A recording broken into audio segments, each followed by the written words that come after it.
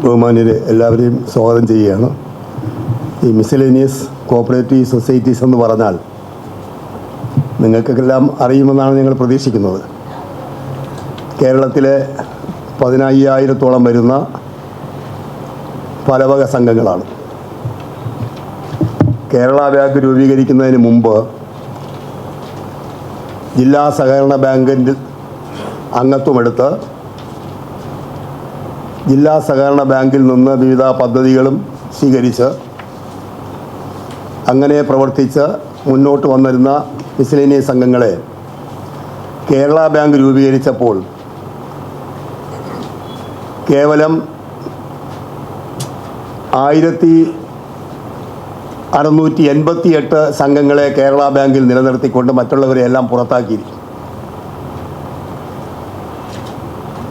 കേരള ബാങ്കിൽ ഇപ്പോൾ നിലവിലുള്ളത് പാക് സംഘങ്ങൾ എന്നറിയപ്പെടുന്ന പ്രാഥമിക കാർഷിക സർവീസ് ബാങ്കുകൾ, അർബൻ സഹകരണ ബാങ്കുകൾ. ഈ സംഘങ്ങൾ മാത്രമാണ് കേരള ബാങ്കിൽ അംഗത്വം ഉള്ളത്. 15,000-ഓളം വരുന്ന സംഘങ്ങൾ പുറത്താണ്. ഈ 15,000-ഓളം സംഘങ്ങളുടെയും ഷെയറുകൾ, ഓഹരികൾ, അവരുടെ സ്ഥിരം ഡെപ്പോസിറ്റുകൾ, അവരുടെ വിവിധ ക്ഷേമനിധികളുടെ ഡെപ്പോസിറ്റുകൾ, അവിടുത്തെ ജീവനക്കാരുടെ സെക്യൂരിറ്റി നിക്ഷേപങ്ങൾ, ഇതെല്ലാം ഇപ്പോഴും കേരള ബാങ്കിലാണ്. പക്ഷേ ഈ സംഘങ്ങൾക്ക് കേരള ബാങ്കിൽ നിന്ന് പദ്ധതി വിഹിതമോ ഓവർ ഡ്രാഫ്റ്റോ മറ്റൊന്നും തന്നെ ഇപ്പോൾ ലഭിക്കുന്നില്ല എന്ന് മാത്രമല്ല, നേരത്തെ ലഭിച്ചുകൊണ്ടിരുന്നത് കട്ട് ചെയ്യുകയും ചെയ്തു. അപ്പോൾ ഈ 15,000-ഓളം വരുന്ന മിസലേനിയസ് സംഘങ്ങളുടെ 1,600 കോടി രൂപ കേരള ബാങ്കിൽ കിടപ്പുണ്ട്. ആ രൂപയും കൂടി ഉപയോഗിച്ചാണ് കേരള ബാങ്കും പാക് സംഘങ്ങളുമായി മുന്നോട്ട് പോകുന്നത്.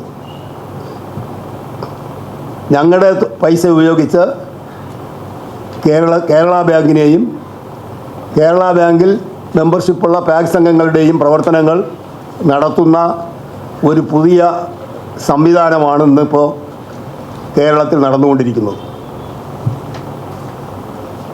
നമുക്കറിയാം, വിശ്വാസ തകർച്ച നേരിട്ടുകൊണ്ടിരിക്കുന്ന കാര്യം നിങ്ങൾക്ക് എല്ലാവർക്കും അറിയാം. അതിനെ വിശദാംശങ്ങളിലേക്ക് പോകുന്നില്ല. 7,000 കോടിയോളം രൂപയ്ക്കുള്ള ആർബിട്രേഷൻ കേസുകൾ, എക്സിക്യൂഷൻ കേസുകൾ ഇന്ന് പെൻഡിംഗ് ആണ്. സഹകരണ സംഘങ്ങൾ നൽകുന്ന വായ്പകൾ, നിയമാനുസൃതം നൽകുന്ന വായ്പകൾ തിരിച്ച് അടവ് വരാതിരിക്കുമ്പോൾ, അത് കുടിശ്ശികയാകുമ്പോൾ ആർബിട്രേഷൻ കേസുകൾ ഫയൽ ചെയ്യുകയും അതിൻ്റെ അടിസ്ഥാനത്തിൽ ആർബിട്രേഷൻ ഉത്തരവ് പുറപ്പെടുവിക്കുകയും തുടർന്ന് എക്സിക്യൂഷൻ പെറ്റീഷൻ ഫയൽ ചെയ്യുകയും ജപ്തി നടപടിയിലേക്ക് പോവുകയും ചെയ്യുക എന്നതാണ് സഹകരണ വകുപ്പിൻ്റെ നിയമം. പക്ഷേ 5-7 വർഷം കൊണ്ട് ഇത് പെൻഡിംഗ് ആണ്. ഗവൺമെൻറ് ഇക്കാര്യത്തിൽ, സഹകരണ വകുപ്പും ഗവൺമെൻറ്റും യാതൊരു ശുഷ്കാന്തിയും കാണിക്കുന്നില്ല എന്ന് മാത്രമല്ല, ഒരു മൃദുവായ സമീപനം സ്വീകരിച്ചുകൊണ്ട് ഈ സംഘങ്ങളെ സാമ്പത്തിക കെടുതിയിലേക്ക് തള്ളിവിടുകയാണ്. നമുക്കെല്ലാം അറിയുന്നത് പോലെ നിക്ഷേപം സ്വീകരിച്ചാൽ ആ നിക്ഷേപങ്ങൾ സഹകരണ സംഘങ്ങളിലെ സ്ട്രോങ് റൂമിൽ വെച്ച് പൂട്ടാനുള്ളതല്ല. അതിൻ്റെ 80% വായ്പ കൊടുക്കണം. വായ്പ കൊടുക്കുന്നത് നിയമാനുസൃതമായ എല്ലാ നടപടിക്രമങ്ങളും സ്വീകരിച്ചുകൊണ്ടാണ്. ഒരു വിശ്വാസത്തിൻ്റെ അടിസ്ഥാനത്തിൽ എല്ലാ ജാമ്യങ്ങളും സ്വീകരിച്ചുകൊണ്ട് നൽകുന്ന വായ്പ അത് കുടിശ്ശികയായാൽ, അങ്ങനെ വായ്പ തിരിച്ചടയ്ക്കുന്നതിൽ വിശ്വാസവഞ്ചന നടത്തുന്ന വായ്പാ കുടിശ്ശികക്കാരെ അറസ്റ്റ് ചെയ്യാനോ നടപടി സ്വീകരിക്കുകയല്ല ഗവൺമെൻറ് ചെയ്യുന്നത്. നിക്ഷേപം സ്വീകരിച്ചിട്ട് ആ നിക്ഷേപം തിരിച്ചു കൊടുക്കാൻ കഴിയാതെ വരുമ്പോൾ അവിടെ വിശ്വാസവഞ്ചന കുറ്റം ചുമത്തി സഹകരണ സംഘം പ്രസിഡന്റുമാരെയും സെക്രട്ടറിമാരെയും ജയിലിലാക്കുന്ന ഒരു പുത്തൻ സമീപനമാണ് ഇപ്പോൾ സ്വീകരിച്ചു കൊണ്ടിരിക്കുന്നത്. പൊതുവെ ഗവൺമെൻറ്റുകളുടെ സമീപനം, രാഷ്ട്രീയ പാർട്ടികളുടെ സമീപനം, വായ്പയെടുത്താൽ തിരിച്ചടയ്ക്കേണ്ടതില്ല എന്നൊരു പൊതുജന വികാരം സൃഷ്ടിക്കപ്പെട്ടിട്ടുണ്ട്. ഇപ്പോൾ മുഖ്യമന്ത്രി അവസാനം നിയമസഭയിൽ പറഞ്ഞതുകൂടി കണക്കാക്കുമ്പോൾ ജപ്തി നടപടികൾ ആവശ്യമില്ല എന്നൊരു സമീപനമാണ് ഗവൺമെൻറ്റിനുള്ളതെന്നാണ് പറയുന്നത്. ഇപ്പോൾ നമ്മൾ വായ്പാ കുടിശ്ശികക്കാരെ കാണാൻ വീടുകളിൽ പോയാൽ ഇപ്പോൾ ജപ്തിയെല്ലാം നിർത്തി വെച്ചിരിക്കുകയല്ലേ, നിങ്ങളെന്താണെന്ന് വെച്ചാൽ ചെയ്തോ, ഞങ്ങളുടെ കയ്യിൽ കാശ് വരുമ്പോൾ കൊണ്ടുവരും. ഈ ഒരു സമീപനത്തിൽ കേരളത്തിലെ സഹകരണ സംഘങ്ങൾ സാമ്പത്തികമായി വളരെയേറെ പ്രതിസന്ധിയിലാണ്. ആ പ്രതിസന്ധിക്ക് പരിഹാരമുണ്ടാവാൻ കഴിഞ്ഞ 2-3 വർഷമായി സർക്കാരിന് നിരവധി നിവേദനങ്ങൾ കൊടുത്തു. ഈ ആർബിട്രേഷൻ കേസുകൾ ശക്തിപ്പെടുത്തണം, അതിനുവേണ്ടിയുള്ള സെയിൽ ഓഫീസർമാരുടെ എണ്ണം വർദ്ധിപ്പിക്കണം. ഈ സഹകരണ വകുപ്പ് തന്നെ 2-3 മാസം ജനുവരി, ഫെബ്രുവരി, മാർച്ച് മാസം ആഫീസുകൾ അടച്ചുപൂട്ടിക്കൊണ്ട് സഹകരണ വകുപ്പിൻ്റെ ആഫീസുകൾ അതിലെ ജീവനക്കാരെ മുഴുവൻ സെയിൽ ഓഫീസർമാരായി ഡിപ്ലോയ് ചെയ്തുകൊണ്ട് ഈ കളക്ഷനിലേക്ക് അവരെ കൊണ്ടുവരണം എന്ന് ഞങ്ങൾ സഹകരണ സംഘം രജിസ്ട്രാറോടും സർക്കാരിനോടും ഒക്കെ ആവശ്യപ്പെട്ടു. പക്ഷേ ഒന്നും ചെയ്യുന്നില്ല. ഒരു യുദ്ധകാലാടിസ്ഥാനത്തിൽ ഈ കുടിശ്ശിക പിരിച്ചെടുത്തിരുന്നുവെങ്കിൽ കേരളത്തിൽ നിന്ന് 10-90% സഹകരണ സംഘങ്ങളും രക്ഷപ്പെടുമായിരുന്നു. എവിടെയെങ്കിലും 1-2 പേർ കാട്ടിക്കൂട്ടുന്ന വൃത്തികേടുകളും പ്രതിസന്ധികളുമാണ് ഇന്ന് ജനങ്ങളെ വിശ്വാസ തകർച്ചയിലേക്ക്, ഈ സഹകരണ സ്ഥാപനങ്ങളുടെ വിശ്വാസ തകർച്ചയിലേക്ക് എത്തിച്ചിരിക്കുന്നത്. അത് ഗൗരവമായ നടപടി സ്വീകരിക്കുന്നില്ല.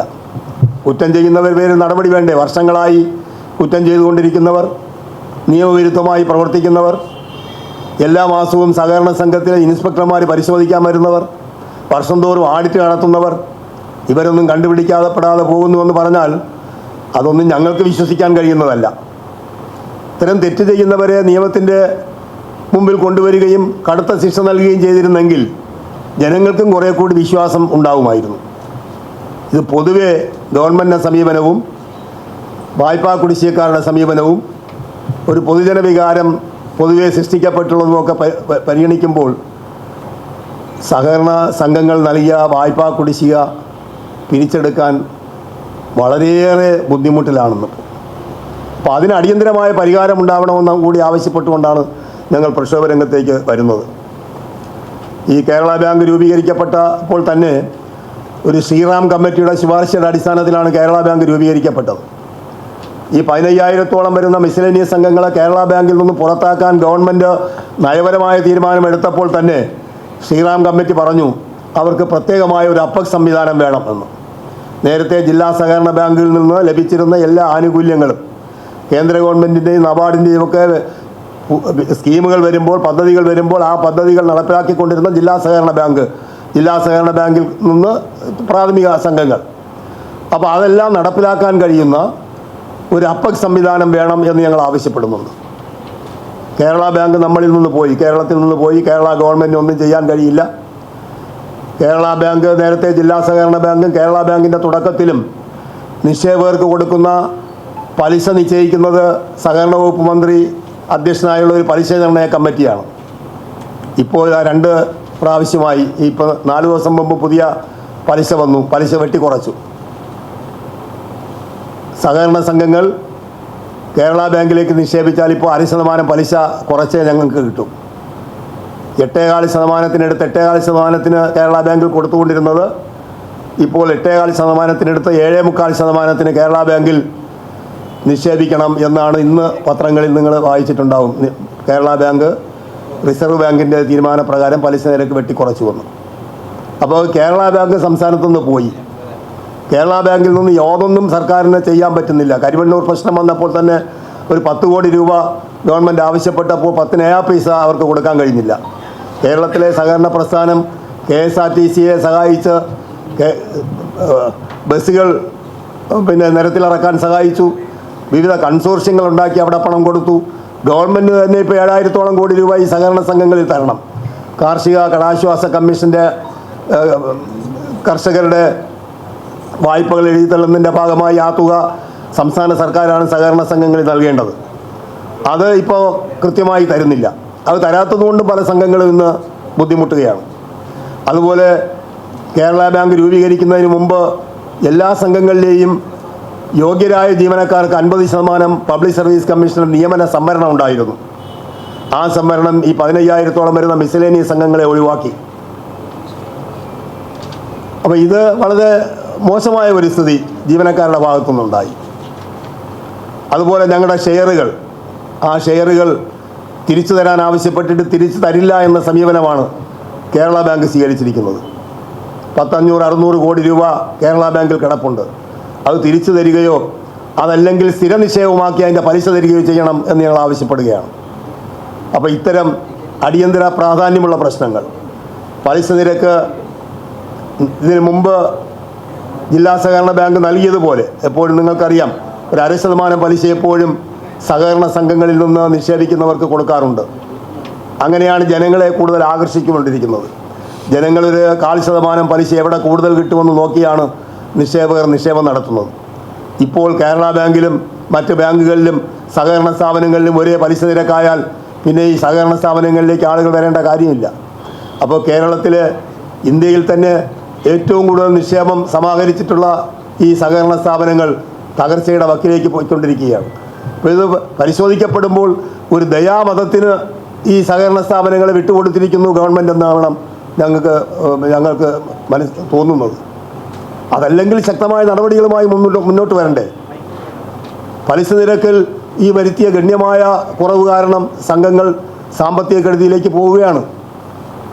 അപ്പോൾ ഇത്തരം പ്രശ്നങ്ങൾ പരിഹരിച്ച് കേരളത്തിലെ ജനവിഭാഗത്തിൻ്റെ എല്ലാ മേഖലയിലെയും പ്രശ്നങ്ങൾ ഇടപെട്ട് എല്ലാവരുടെയും സാമ്പത്തിക പ്രയാസങ്ങൾ ലഘൂകരിക്കാനുള്ള ആവശ്യമായ സഹായങ്ങളും സൗകര്യങ്ങളും ചെയ്തു കൊടുത്തിരിക്കുന്ന സഹകരണ സംഘങ്ങൾ, കേരളത്തിൻ്റെ നട്ടെല്ലായ സഹകരണ സംഘങ്ങൾ ഇന്ന് വളരെയേറെ പ്രതിസന്ധിയിലാണെന്ന് മാത്രമല്ല സ്വയം പ്രവർത്തനം അവസാനിപ്പിക്കുന്ന ഒരു സ്ഥിതിയിലേക്ക് കാര്യങ്ങൾ എത്തിക്കൊണ്ടിരിക്കുകയാണ്. ഇത്രയും രൂക്ഷമായ പ്രതിസന്ധി കണക്കിലെടുത്തുകൊണ്ടാണ് സർക്കാരിൻ്റെയും ജനങ്ങളുടെയും സജീവമായ ശ്രദ്ധ പിടിച്ചു പറ്റുന്നതിന് ഞങ്ങൾ ഈ പ്രക്ഷോഭവുമായി രംഗത്ത് വന്നിരിക്കുന്നത്. 5-ാം തീയതി ഈ 15,000-ഓളം വരുന്ന സംഘങ്ങളുടെ, ഞങ്ങൾക്ക് കേരള ബാങ്ക് വരുന്നതിന് മുമ്പ് ഞങ്ങൾക്കൊരു സംഘടിത രൂപമില്ലായിരുന്നു. അതെല്ലാം രാഷ്ട്രീയ പാർട്ടികൾക്ക് വിധേയമായ സംഘടനകൾ, INTUC ആയാലും AITUC ആയാലും CITU ആയാലും അതുപോലെ പാക്സ് അസോസിയേഷൻ്റെ സംഘടനകൾ, ജോയി MLA ആണ് ഇപ്പോൾ അതിൻ്റെ പ്രസിഡൻറ്റ്, അവരൊക്കെയാണെന്ന് കൈകാര്യം ചെയ്തുകൊണ്ടിരുന്നത്. പക്ഷേ അവർ കൈകാര്യം ചെയ്ത് ഞങ്ങളെ വഴിയാധാരമാക്കിയപ്പോൾ ഞങ്ങൾക്കൊരു കൂട്ടായ്മ വേണം, ഞങ്ങൾക്കൊരു ഐക്യപ്രസ്ഥാനം വേണം, കക്ഷി രാഷ്ട്രീയത്തിന് അതീതമായി ഒരു കൂട്ടായ്മ ഇവിടെ ആവശ്യമാണ് എന്ന് കണ്ടുകൊണ്ടാണ് ഒരു 3 വർഷത്തിന് മുമ്പ് ഞങ്ങൾ 10-40 പേർ കൂടി ഇങ്ങനെ ഒരു തീരുമാനമെടുക്കുകയും അതിൻ്റെ അടിസ്ഥാനത്തിൽ കേരളത്തിൽ സഹകരണ മേഖലയിൽ പുതിയൊരു സംവിധാനത്തിന്, കക്ഷി രാഷ്ട്രീയത്തിന് അതീതമായ ഒരു സംവിധാനത്തിന് ഞങ്ങൾ രൂപം കൊടുത്തുകൊണ്ട് ഇപ്പോൾ മുന്നോട്ട് വന്നിട്ടുള്ളത്. അതിൻ്റെ അടിസ്ഥാനത്തിൽ ഈ മാർച്ച് 5-ന് എല്ലാ രാഷ്ട്രീയ പാർട്ടികളിലെയും അനുഭാവികളും പ്രവർത്തകരുമായ ആളുകളാണ് വരുന്നത്. സഹകരണ മേഖലയിൽ നിങ്ങൾക്കറിയാം, എല്ലാ രാഷ്ട്രീയ പ്രസ്ഥാനങ്ങളുടെയും ഭരണസമിതികളാണ് നിലവിലുള്ളത്. അവരോട് താല്പര്യമുള്ള ജീവനക്കാരാണ് നിലനിൽക്കുന്നത്. അപ്പോൾ അവരുടെ ഒരു കൂട്ടായ്മയാണ്. ആ കൂട്ടായ്മയുടെ നേതൃത്വത്തിലാണ് ഈ 5-ാം തീയതി നമ്മൾ മാർച്ചും ധർണയുമായി വന്നിരിക്കുന്നത്. അത് വിജയിപ്പിക്കുന്നതിന് ആവശ്യമായ സഹായം പത്രമാധ്യമ രംഗത്തു നിന്നുകൂടി ഉണ്ടാകണമെന്ന് അപേക്ഷിക്കുകയാണ്.